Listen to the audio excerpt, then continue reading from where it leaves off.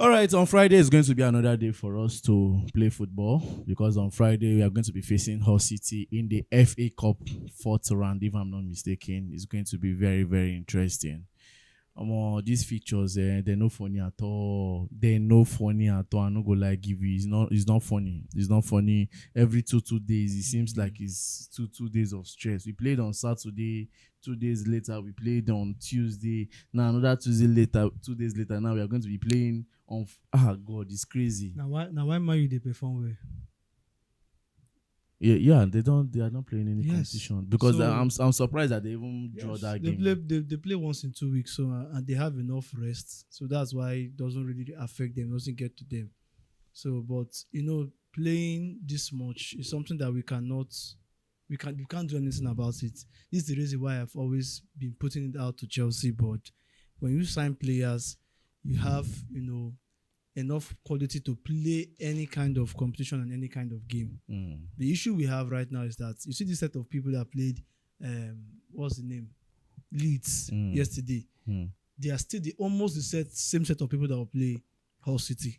Because if you look at our bench from that Leeds game, we don't really have much strength in the bench. Because if you start those same people, things might go wrong. You have to still bring in the first team to come and play. That is where the issue is coming from. But assuming we signed some quite good quality players and they were still around, we won't be having these same issues. So I don't think it's anybody's fault. Arsenal are doing it. They are playing. Which other team? Man City, they are doing it. Other teams are also doing it. So it is the fault of the board, because if you had enough players, we won't be complaining. Wow, it's crazy. Well, talking about Cucurella being the latest update right now in Chelsea is that the reason why he was off in the second half was that he felt something like an hamstring, and they say they're going to conduct a scan between today and tomorrow to confirm if it's something that is serious. Imagine Cucurella. I just hope it's not serious. In my own opinion, I just hope it's not serious, because if he's one of it's like the third most important player in Chelsea.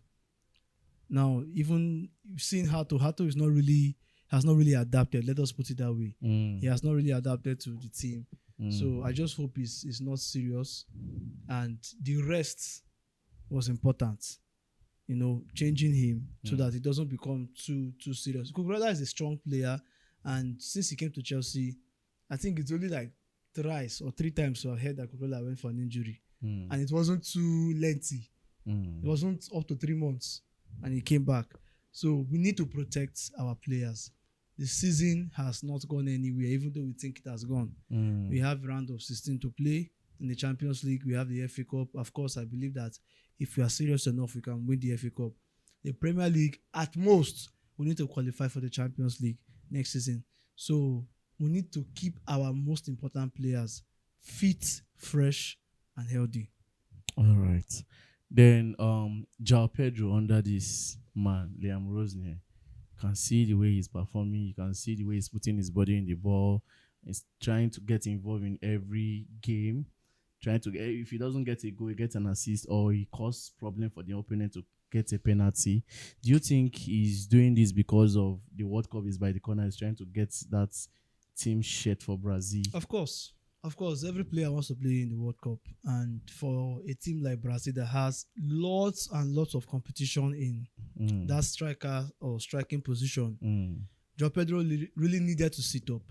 He really needed to sit up. I was even worried for him, but I think now with the way he's playing, Ancelotti will not be able to ignore him. He cannot ignore him right now. It's like he's another level right now, and this is the Joao Pedro that I believe that when he plays at his best, he is a very dangerous player. He's a very dangerous player. So I'm not really that surprised seeing Joao Pedro performing well. I've always known that he has this ability in him. Just that when the player is out of form, it can disturb. But I'm happy that there's another motivation motivating him, which is this Brazilian call-up. He needs it. He needs to play at the World Cup. So for me, it's a good one. It's good for Chelsea, and it's good for his career and for the Brazilian national team. Wow. That's a very good one. Looking at the game yesterday, do you think we needed a player like Garnacho to step up in that game yesterday? Since you wanted to go all attack yesterday instead of Liam Delap, people were saying he would have preferred Garnacho so that we would have the left and right wingers upright and try to see what we can do. Well, I can't really tell because Rosenio recently has tried to start playing two strikers when the game is becoming tougher or when Chelsea needs to win. He intends to play the two strikers together because it feels like, okay, we have two good players. Let me not say good players anyways, because the lab has not been really that good. But we have two strikers possessing the box or causing problems for the defenders. So it's just the coach's decision. But however, with the recent performance of Garnacho, I don't think he would have had much effect in that game. I don't think he would have had much effect. So why did we even sign Garnacho? Why did we sign Garnacho? If till now we still struggle to even think of somebody like Garnacho to start a game for us, then why did we sign him? Why did we have a hope that we have a winger in the person of Garnacho? I don't even know how to answer your question because it's the board you ask. Because right from time, I've been no day in support of Garnacho signing. Let me be honest with you guys. But when he came, you guys are trying to convince me that Garnacho will do well for Chelsea. One thing I said, okay, as long as you don't come Chelsea, I could support you. But I was still standing on my ground because a lot of things where Garnacho they do now, and the same thing will be do for Man U fans complain. There's nothing has changed. He no go fit change. But I'm not saying that he might not. Next season might be the season, but it stands that we cannot be depending on a player to pick form before we make things right. We are losing a lot of games because our left wingers are not on point. If you carry Neto put for there, but Neto not be left winger. If you carry Esteva put for there, then these people are not left wingers.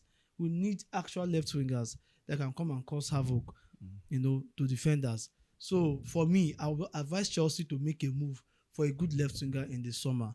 I'm not saying you should say Garnacho. Maybe give him one more chance. You just bought him last season or this season or so. So just give him one more season. But we cannot keep counting on Garnacho to be in form for us to perform well. No, it can't work like that. It can't work like that. Okay. All right. Looking at our defense line, now we have Mamadou Sarr, and looking at what happened yesterday, do you think Chelsea need to tighten up every space, including the defense line, of knowing fully well that we have the likes of Levi Colwill that will be coming back very soon? Sorry, I didn't get your question. I say looking at the defense line right now, well, I pray Fofana end the season well without injury, and all these players are okay. They are doing their thing. But even as they are all still okay, we still see the lapses inside of them. Okay. Do you think that Chelsea still need to strengthen up this particular part? Sign another during the summer transfers? Do we still get to involve in that area? I know that we can get involved in the midfield attacking area, but the defense area. Yes, of course. I will not buy into the idea. I know that by the time Kowi comes back and if Fofana gets more fit and Chalobah improves, we have like at most three good centre backs. You understand? I'm not going to count Tosin and Badashi. In my own opinion, I think it's time for them to go. You understand? I think it's time for them to go. So I will still put it to Chelsea that they should sign a centre back because at some point we were saying that we don't need a centre back because all our centre backs were available at that time. Not until Kobe went for an injury, Tosin was shaking, Badashi was injured as at that time. Fofana was injured since. Chalobah, was still shaking. So we now saw that, bro, it's we don't get centre backs again. Now Mamadou Sarr is back. He's promising. He has prospects. I don't care for the word prospect anyways, but I think we should still get a centre back even after we sell Tosin and Badashi, for example. We should get another centre back. One centre back can make a lot of difference. I was watching, I think not this Bournemouth Aston Villa. I saw one of the passes Senesi gave. Bro, line breaking passes, a centre back from a defender. I guess some of our defender does that too now. How many of them recently? At least Recently. I guess Chaloba do some of Recently, them. I never really Fofana do too. Fofana's strength is like he knows how to run with the ball. He knows how to progress. Like I said, centre back into sabi push ball. If you run, the same thing with Achepong. Achepong can run with the ball as a defender, but Chaloba was giving those line breaking passes alongside Tosin and Kobe. All of a sudden it stopped. For a long time, I've not seen Chaloba give all those line breaking passes. I don't know if he's not confident enough. But we need a centre back like that.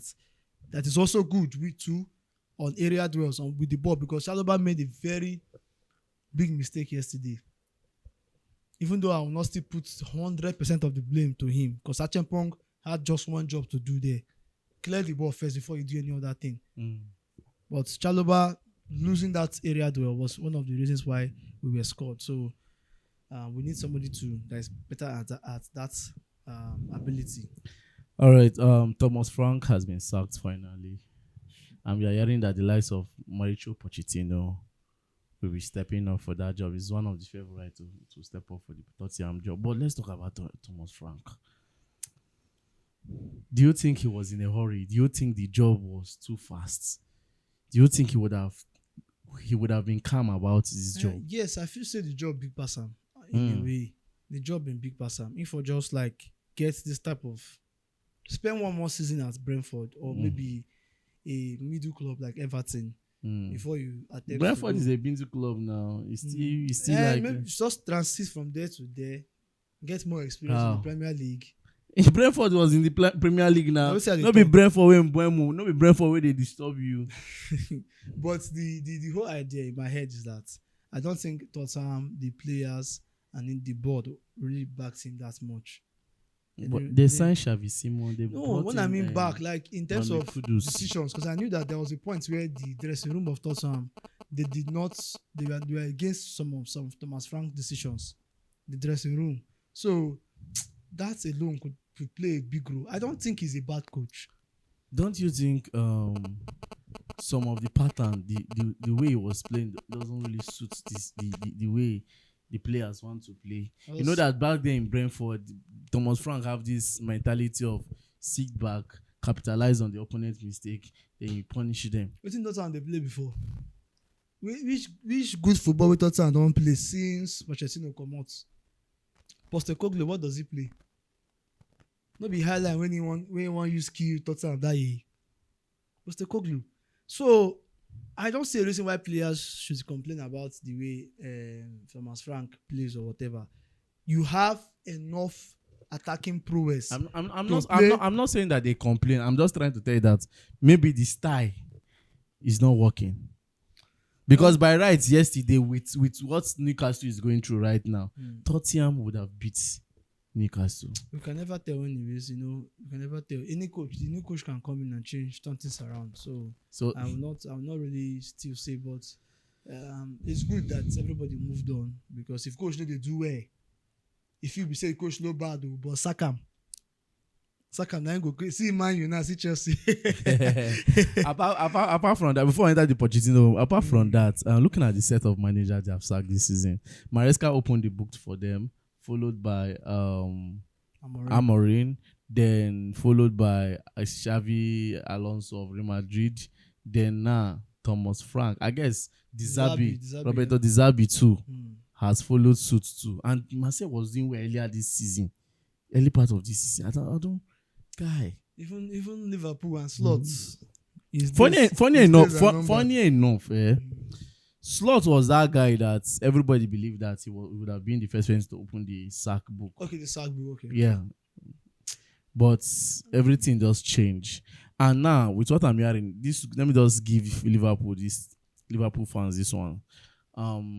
I guess they according to what I heard, that he should just take his mind off the Premier League title race and all the rest. Maybe try to compete to get to top 4, and also try to make sure that he win one of these trophies, the Champions League and the FA Cup. But just resign at once, I beg. Make you not go stress you, God disgrace you, say you don't win anything. Just resign at once. But it's But not. but what went wrong? You came in your first season and you won the Premier League, bro. It's overloading. We talked about this thing before now that Liverpool messed up in terms of not buying the right players. They spent money, but they didn't spend well. You can blow money up and then you didn't spend well. It's the same thing that happened to Chelsea. They needed a. Which one they did not spend well? Excuse They- me. they- Now, they- the Florian Wirtz. It's just now that he's picking up. But was Florian Wirtz not good 2 seasons at Bayer Leverkusen? That is what I'm saying now. But he was good, but the player where you don't buy, he never really make that impact for you as much as you want him to make. Mm-hmm. He never make am for you. The positions where you supposed get players, you no get center back. You no get enough center back pairing. You brought in Frimpong. The guy came in immediately. He went for injury. How many months? And he affected them a lot. Okay, the January transfer window. What did you do about it? Nothing. They signed Jeremy Jacquet. Who? Jacquet. He not play any match for them. Go come next summer now. Bro, But funny enough, you won't tell me that Liverpool spend wrongly.